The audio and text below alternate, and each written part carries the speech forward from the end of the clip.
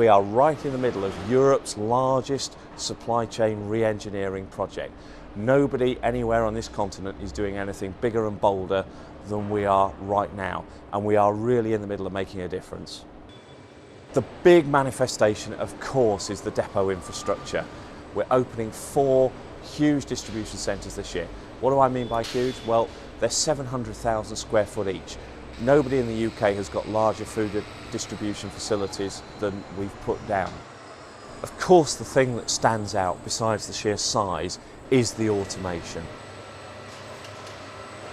The heartbeat, the fundamental centre of this site is the sortation, the sorter system, and the automation that feeds it and is fed out from it. That drives the productivity benefits that we get within the warehouse.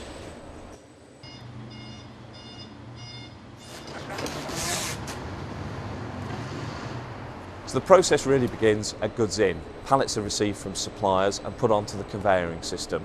They go through an arch that checks for the barcode, checks for the fit of the pallet to go away, and the conveying then takes that into the crane system. The crane picks the pallet up and takes it away to a reserve location. So very simple, very effective.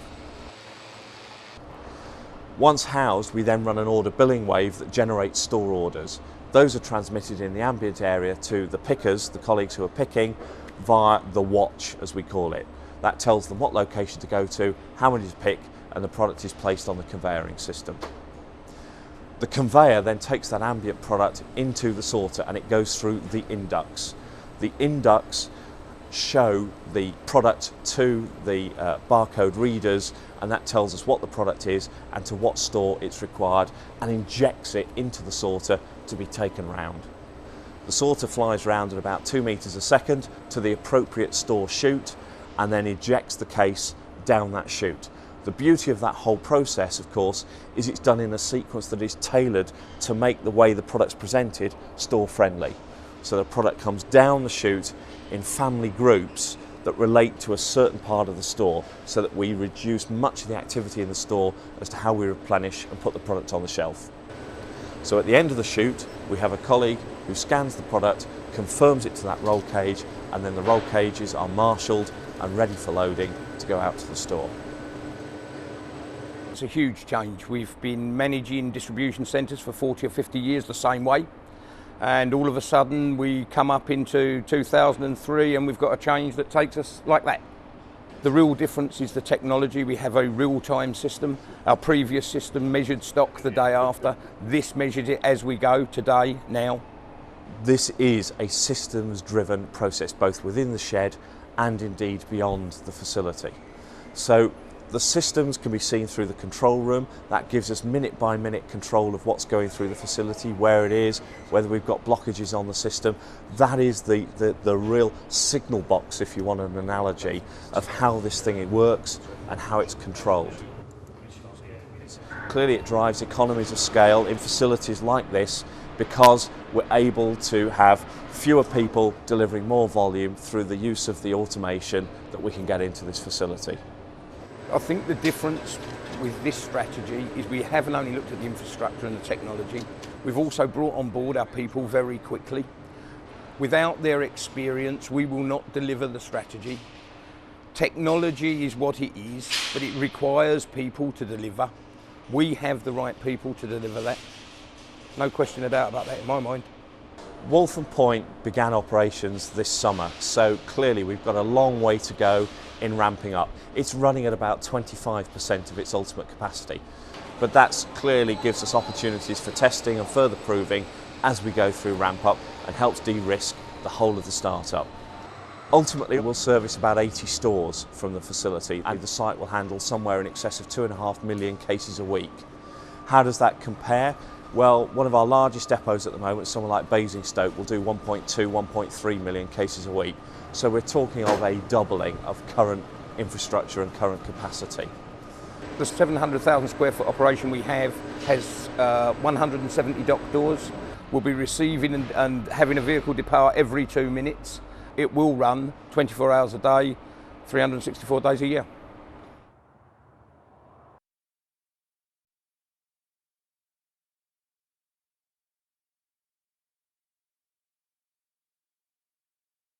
The supply chain is really an end-to-end process, so it's literally from collecting the goods from a supplier's production line all the way through to delivering it on shelf for the customer to make the selection. One of the keys of the efficiency of the lorries is that we use them 24 hours a day. We'll be backhauling from our suppliers and generally sweating the asset quite hard. Some of our stores in the southeast, for example, in our traditional network may get deliveries from up to 11 different depots, and that's all part loads, so that's very inefficient. We're moving lots of air around as well as product. Now in the new network, a store will get deliveries from no more than 3 depots. That gives us much fuller truckloads. It means we can cycle the trucks round much faster and do more journeys in a day, and that drives huge productivity savings in our transport costs.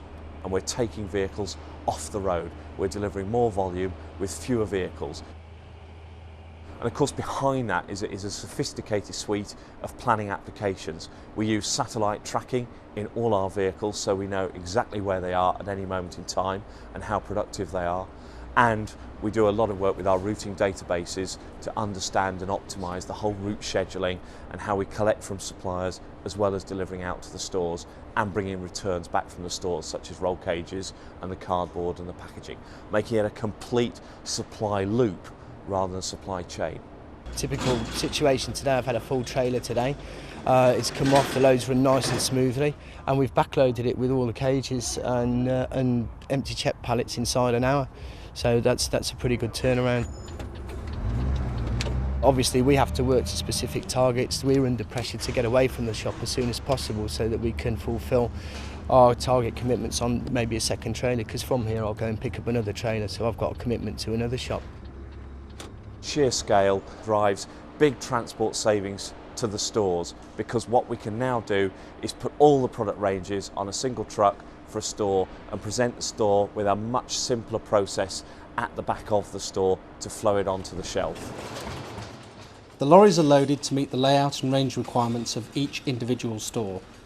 This improves the efficiency of labour in the stores and also the availability of product. Our goal for colleagues in stores is to simply handle the product that we supply in on a one-touch basis, to handle it once rather than the 8 or 9 times we currently handle. So it will be received and flow straight through to the shop floor for ease of replenishment. Our availability at the store is improving all of the time. It's something we at retail and the stores are working very hard at, and the distribution are helping us to achieve that at the moment. Product-friendly deliveries are coming in all the time. It's making it easier for the colleagues to replenish. We have deliveries throughout the day which are making sure we've got the product for the customer when we need it. So, excellent. Putting in place flexible contracts is a key enabler in ensuring that we have our colleagues in store when our customers actually need them. And this year we've renegotiated 65,000 new contracts with our weekly paid colleagues. It's a much more flexible regime.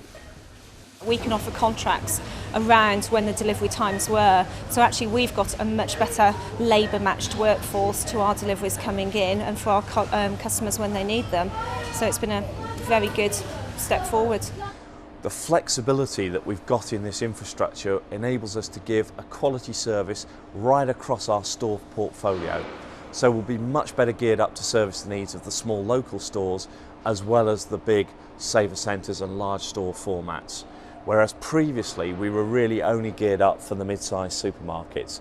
That means we can tailor ranges, we can flow product from those ranges in much more to meet those store needs. Wherever you look in the supply chain, we've got things up and running, but this is the key year for delivery for us. We've got clear ramp-up programmes, but we're on track for hitting our capacities in the summer of '04.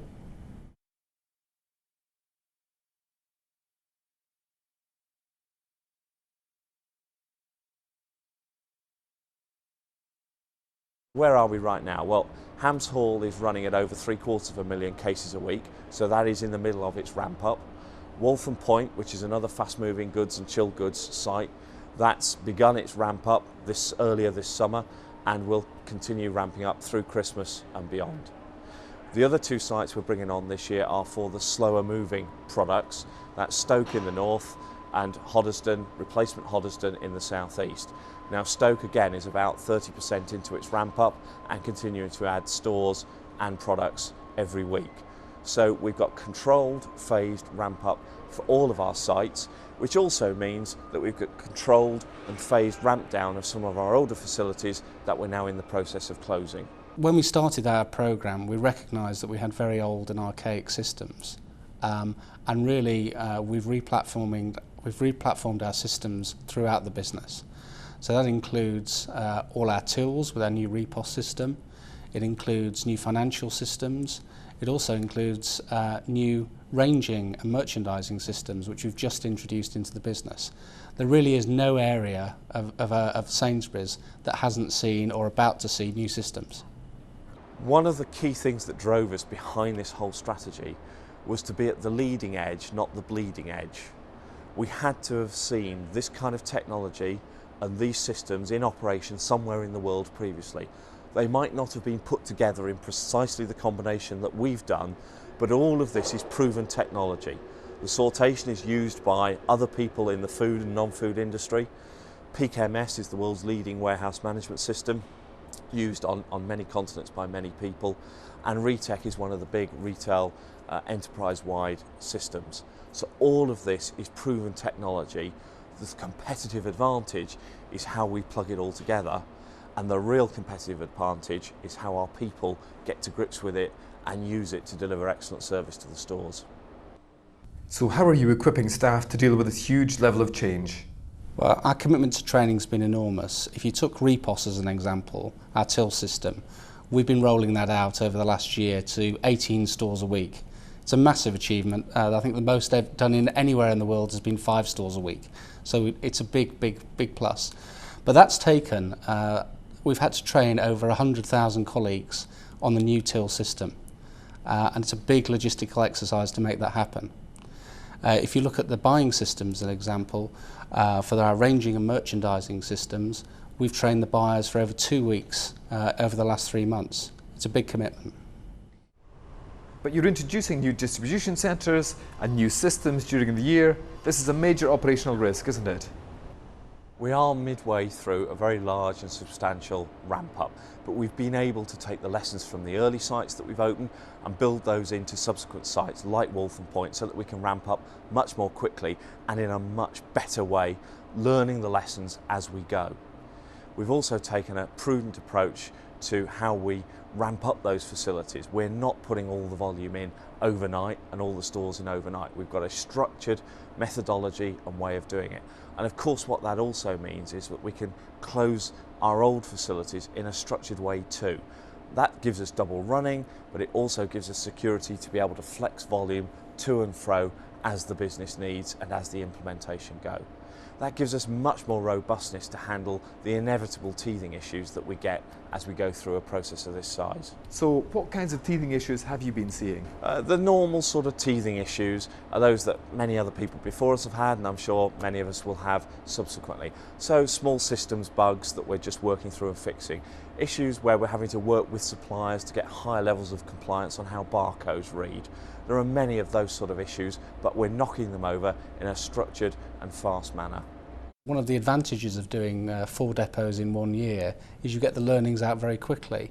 And Waltham Point, which is our 3rd depot, has already gained substantial learnings from Hamshall, which was our 1st depot. So you're saying you're on track to deliver the whole programme as expected next year? The 4 new depots should be fully operational by the summer of 2004. Which will mean about 70% of our capacity going through the new network. And you're confident of delivering on costs? Once the 4 depots are completed and up to capacity in the summer of 2004, we'll start to see the savings coming through as part of our cost saving activity. But some commentators have said that although necessary, change has come too late for Sainsbury's. This is in some ways a process and a strategy of catch-up. We have had old facilities that were outdated and not fit for purpose. But by taking a structured, strategic view, we've been able to engineer something radically different. So we will be moving straight to the leading edge. This gives us an opportunity to really cut through and make a true difference and puts us at the heart of where the industry is and where the industry, more importantly, is going. Well, I don't believe it's too late for the supply chain. We desperately needed to do it, and I think one of the great advantages of striking now is there's been some huge enhancements in technology, and it's a great opportunity for Sainsbury's to leap forward.